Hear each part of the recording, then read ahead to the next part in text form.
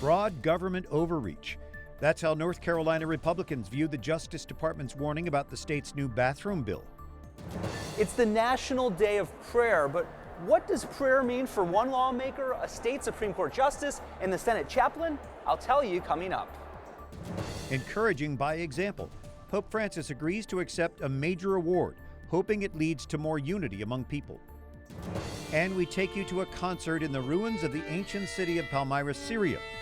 Those stories and more on EWTN News Nightly for Ascension Thursday, May 5th, 2016.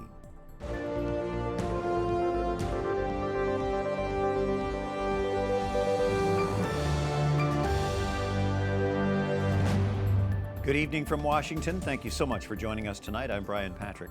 North Carolina leaders hold firm in the face of a Justice Department warning about that state's new bathroom bill.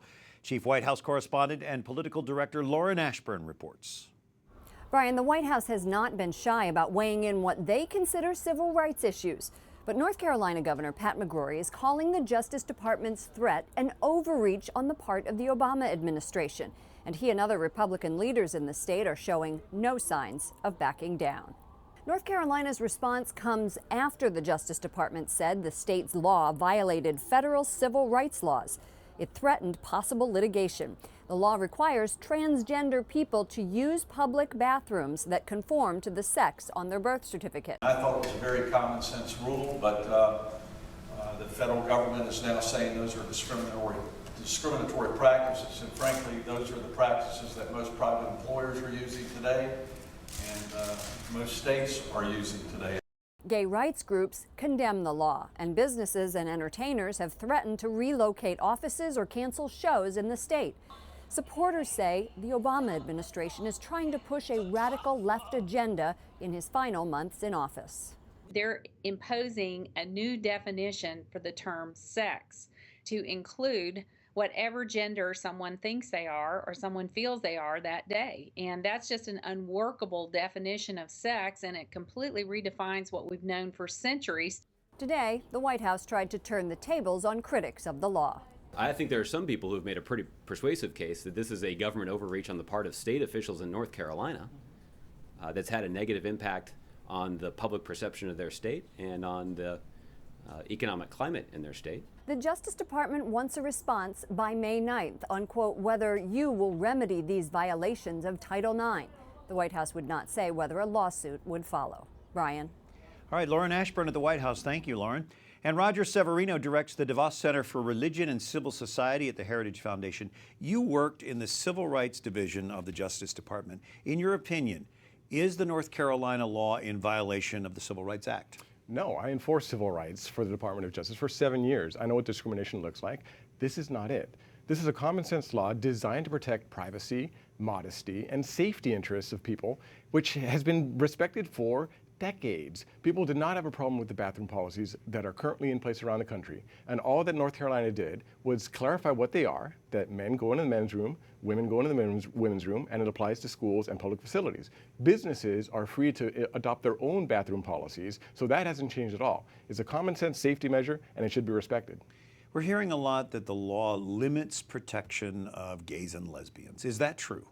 Actually, it standardizes protections. It says that the state of North Carolina, if it so chooses, will have one rule for every municipality. And what happened here is Charlotte jumped the gun. They imposed a bathroom ordinance in one city and caused all this uproar. And the state of North Carolina stepped in and said, we're going to have one rule for the state, we're going to have common sense bathroom policies, and if the people want to change it, they can. And by the way, corporations are, again, free to adopt their own policies with regards to sexual orientation and gender identity, and they are.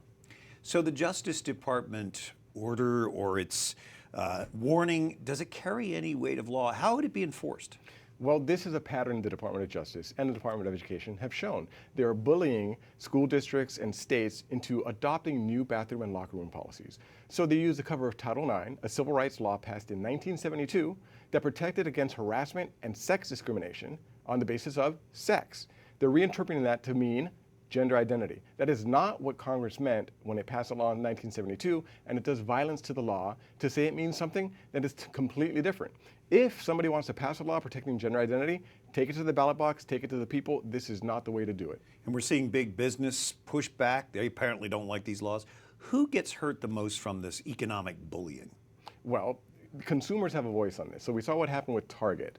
They changed their bathroom policies. They're a private company, they could do so, but they've had a tremendous backlash. 1.1 million people have signed a petition saying they will boycott Target because they're concerned about safety and privacy, and they're willing to speak as well. So we might end up seeing that Target and companies like it will be the losers because people know a difference when they see men and women in their bathrooms. They could recognize it on a common sense level, and I think people are understanding this and pushing back. Pretty obvious. Roger Severino, the Heritage Foundation. Thank you, Roger. You're welcome. Other stories our EWTN News Nightly team is covering in today's world. President Obama today commutes the prison sentences of 58 federal convicts. 18 of them were serving life sentences. It's part of a broader administration effort to reform the criminal justice system, easing sentences for nonviolent drug offenders. The Deputy Attorney General says those released are being granted a second chance to lead productive and law-abiding lives. House Speaker Paul Ryan says he's not ready to support Donald Trump as the GOP nominee. I'm just not ready to do that at this point. I'm not there right now. And I hope to, though, and I want to. But I think what is required is that we unify this party. And I think the bulk of the burden on unifying the party will have to come from our presumptive nominee. Ryan's statement comes just 2 days after Trump essentially clinched the nomination with a commanding win in Indiana. The other two remaining candidates dropped out. As Speaker of the House, Ryan is the GOP's highest-ranking elected official. Electronic cigarette makers will have to seek federal permission to keep their product on the market. The Food and Drug Administration issues new rules today regulating an industry that's trying to position itself as an alternative to cigarettes. The rules limit e-cigarette sales to minors and require new health warnings. E-cigarettes turn nicotine into an inhalable vapor. Their benefits and harms have not been studied extensively yet. The Michigan House approves a $500 million restructuring plan for Detroit's public schools. Teachers held a 2-day sick-out this week after learning they wouldn't be paid this summer without emergency funding from the state. Most Democrats oppose the plan because it does not include a commission with the authority to approve school closings. Pope Francis will accept a prestigious international award tomorrow. The Holy Father will receive the Charlemagne Prize for his work in unifying Europe. Francis has been outspoken in calling for Europe to get back to its Christian identity. The 2014 speech to the European Parliament, he said the continent can resist extremism if it embraces its religious roots. Mary Shovlain joining us from Rome tonight. Mary, Pope Francis seems to shun awards. Why do you think he's agreed to accept the Charlemagne Prize? When the announcement was made last December that Pope Francis would be the recipient of this Charlemagne Prize, the Vatican spokesman said he agreed to do so. The Holy Father agreed to accept the prize in order to promote anyone who is working for peace, building hope, and understanding anywhere throughout the world. So he was happy to accept it if it could do some good. Tell us about some of the first connected with Friday's presentation of this award. Well, it'll be the first time it's ever presented anywhere outside of Germany, where the award is usually presented. They're all coming here to the Vatican. They said they're very happy and honored to do so. This is the first time a pope will ever be receiving this award. Back in 2004, John Paul II was rewarded it extraordinarily. This is the first ordinary presentation of this award to a pontiff. And Pope Francis, being an Argentinian, is a leader from the global south of the world. That's the first time anybody from the global south will be receiving this award. So a lot of firsts, and who better than Pope Francis? Some very high-level European leaders will be there. Do you have a sense of what he might say to them? Well, we know the crisis facing Europe right now. Remember, this prize is given to those working in Europe to promote European values. It's facing a great crisis, not just because of migration, which is taking over a lot of government discussions at the moment, but also in general. We know many popes in the past have spoke to the crisis in Europe, which is walking away from its Christian roots. So I think we'll hear him speak about the migration crisis, the need to build bridges and not walls, and Europe to rediscover its Christian roots, to reawaken it, to not be as an old lady, as he called it in the past, to be young again and vital in world discussions. All right, thanks for the great preview. Mary Shovlain from Rome. We appreciate you. Thank you. Thank you. Today is the traditional Feast of the Ascension. It's also National Prayer Day. People are praying at churches, city centers, and state houses. Congress created the National Day of Prayer observance in 1952. Jason Calvi is at the U.S. Capitol tonight with more. Jason? Brian, those prayers continue right here on the lawn in front of the U.S. Capitol. The president is required to name the first Thursday in May the National Day of Prayer. In his proclamation this year, the president says prayer gives strength to those facing hardship, and that's what we heard from government leaders inside the Capitol today. Worthy is the Lamb. Worthy is the Lamb. Prayers inside the Capitol today.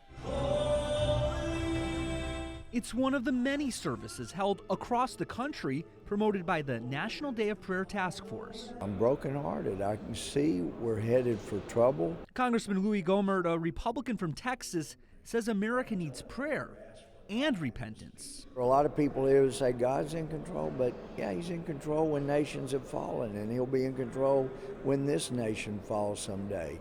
I just hoped it was 200 years or more from now and not in the next 5. Oh God, we need people who know that you are the only constituent whom they must please. Senate Chaplain Barry Black leads the chamber in prayer and holds Bible studies and weekly prayer breakfasts. Prayer will prevail. Tennyson said more things are wrought by prayer than this world dreams of. And we need to face that fact and not let this potent weapon stay in the holster. We got to pull it out and use it. Pray for our appellate courts and especially our Supreme Court. Alabama Supreme Court Justice Glenn Murdoch says he, for one, needs prayer. I still feel inadequate. I'm inadequate every day. So I've got this knowledge, but every judge really needs the courage and the strength and the wisdom that can come from prayer to help him do the right thing in every case.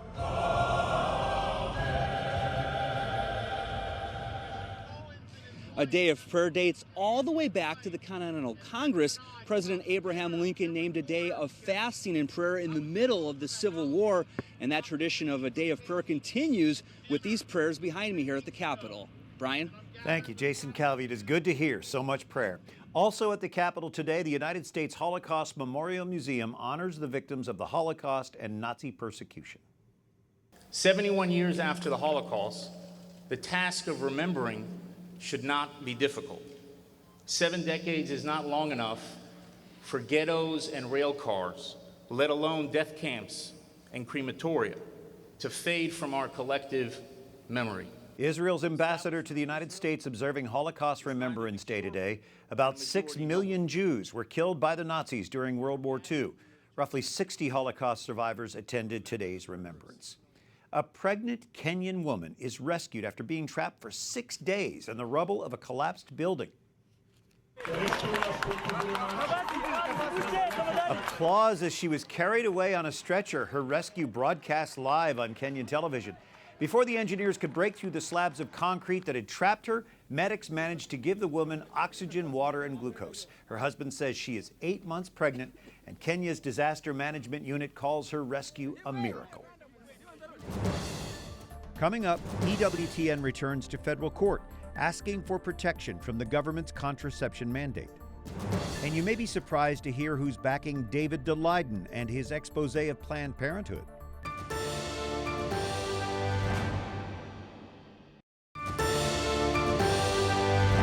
On Thursday, May 5th, thanks for joining us for EWTN News Nightly. I'm Brian Patrick.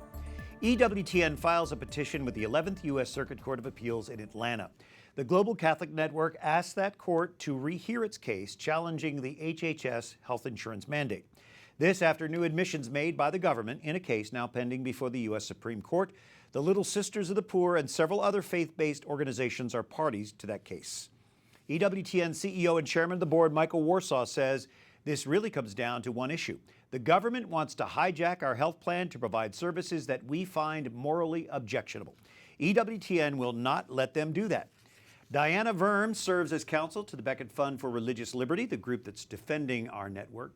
Diana, what did the government admit to that brought about this rehearing request? The government changed the story it has been telling all along. The government's been saying it doesn't need EWTN to carry out its scheme to get these services to EWTN's employees. Now it's saying the opt-out is really an opt-in. It needs EWTN's plan. It needs to hijack EWTN's plan to carry out its scheme. Very interesting. Are you confident there will be a rehearing granted? The Court of Appeals based its decision on the version of the facts that the government told them, so we think it's more likely than usual that there will be a rehearing. So a lot, though, is hanging on this case before the Supreme Court. Zubik versus Burwell. If there is a tie vote there, how would that affect EWTN's case? If there's a tied vote, then there will be more litigation in the lower courts, but the government won't be able to change its story again. It'll have some explaining to do in the lower courts. Very interesting that they had asked for these additional briefs in that case. That doesn't happen very often, does it?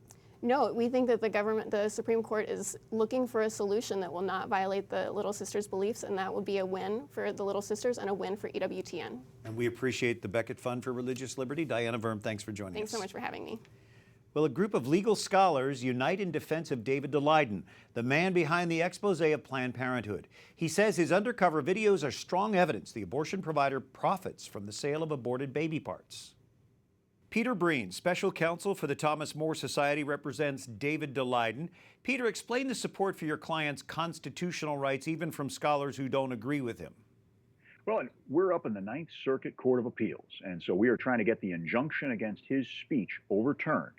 And what's happened now is amicus briefs have been filed, including by a group of constitutional scholars who are both pro-life and pro-choice on abortion. What they've said is David's right and the public's right to receive David's information is paramount. It's protected by the First Amendment and needs to be upheld, regardless of your individual opinion on the issue of abortion. What rights as an undercover journalist does he have that are being questioned here?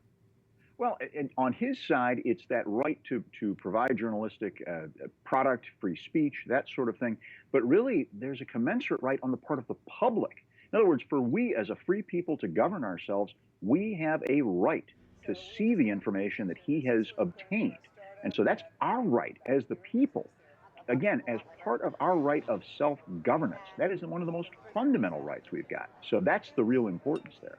Now, he's been accused of fraud in this investigation. How do you respond to that? Well, I mean, that's just, it's absurd. Is 60 Minutes guilty of fraud for going undercover and uncovering bad acts within, the legal community or in politics or otherwise? I mean, he is in the same position as any of those undercover journalists, and so a fraud allegation is specious. All right, Peter Breen. Thank you, Brian. President Obama promises the people of Flint, Michigan, he will do all he can to make sure their water is safe to use. The images say it all. People in Flint, Michigan hold up jugs of tap water, brown, yellow, and toxic. On Wednesday, the president actually took a small sip. And this used a filter. Here's to Flint. 2 years ago, to save money, Michigan switched the city's water supply to the Flint River. The water wasn't properly treated. Old lead pipes leached out the toxin, contaminating the drinking water, making people sick. A congressional hearing about the crisis quickly became contentious. There you are, dripping with guilt, but drawing your paycheck. You had the authority, you had the backing of the federal government, and you did not act. 3 people face criminal charges, and the investigation is continuing. This was a man-made disaster. This was avoidable. This was preventable. The White House says a letter from an 8-year-old girl known as Little Miss Flint prompted the visit. Mr. President. Before the president left Flint, he gave the little miss a big hug, and while sympathizing with the community, he also left them with a warning. Do not somehow communicate to our children here in this city that they're going to be saddled with problems with the rest of their life, because they will not. They'll do just fine. And a Russian orchestra plays in the ruins of the ancient Syrian city of Palmyra.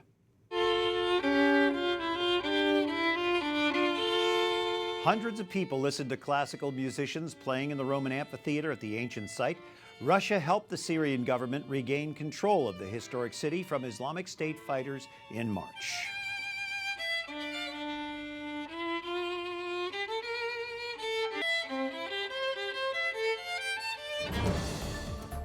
Up next, a pro-life witness discusses her testimony in the congressional probe of Planned Parenthood. And do you pray every day?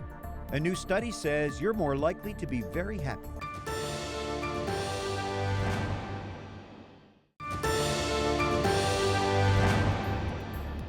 Pope Francis tweets today, "The Lord consoles us. We are called to comfort our brothers and sisters, to testify that God alone can eliminate the causes of tragedies." As part of the Jubilee Year of Mercy, the Holy Father is leading a prayer service today for all who suffer, the sick, the dying, even grieving parents who have lost a child. Thanks for joining us this Thursday evening. I'm Brian Patrick. The congressional panel investigating Planned Parenthood subpoenas 2 financial companies today. The panel seeks accounting and banking records from STEM Express, a buyer of fetal tissue from abortion providers. Tennessee Representative Marsha Blackburn chairs the investigation. In a statement today, Blackburn says STEM Express may have violated federal law by profiting from the sale of baby body parts. We have learned that not only is the investigation warranted, but further examination of accounting records is needed to get the complete facts. Catherine Glenn Foster testified at the most recent hearing, an associate scholar at the pro-life Charlotte Lozier Institute. You're a lawyer. What stands out to you in this investigation? As a lawyer, I know how to evaluate evidence, and the evidence that we've seen shows some real red flags. Such as Potentially profit from the sale of baby body parts. What do you expect these bank records that have been subpoenaed to show? Well, we know that STEM Express has been stonewalling. We know that we have receipts that seem to demonstrate profit, that indicate that they may be making money off of baby body parts, and we may well get a smoking gun from this. Your testimony was powerful. At one point, you questioned whether this is really an issue of women health care. Let's listen to that. As a woman, and in fact, as a post-abortive woman, I am deeply offended that abortion clinics are permitting improper access by procurement businesses to really exploit us. Catherine, do you think that women are at all aware of what is being done with their aborted children? Absolutely not. Women don't know. They're going into the clinic under duress, often coerced, and we simply do not know. What is it that you would like people to know about the abortion industry? Well, people think that the P in the abortion industry is Planned Parenthood, but it is profit. And by selling baby body parts, the abortion industry is tripling up on its profits. And it's time to shed a light and expose what's going on in these back alleys. Catherine Glenn Foster, thanks so much for joining us. Thank you. Well, American Catholics who pray daily and attend Sunday Mass are more likely to say they're very happy and they're satisfied with their family life. That according to a new Pew survey, Wyatt Goolsby reports. Peace be with you.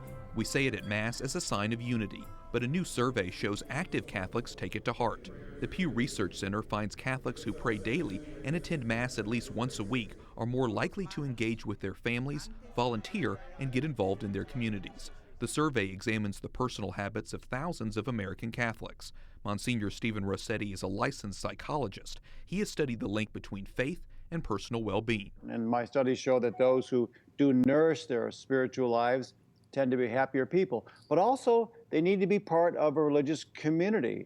We are communal people, and this praying together, worshiping together is very important when it comes to religion and to happiness. Praying daily and going to church on Sundays doesn't make you perfect. This Pew survey, for example, shows that highly religious Catholics are just as likely to lose their temper or tell a white lie, but it's that sense of knowing God's mercy that practicing Catholics tell us gives them the sense of joy.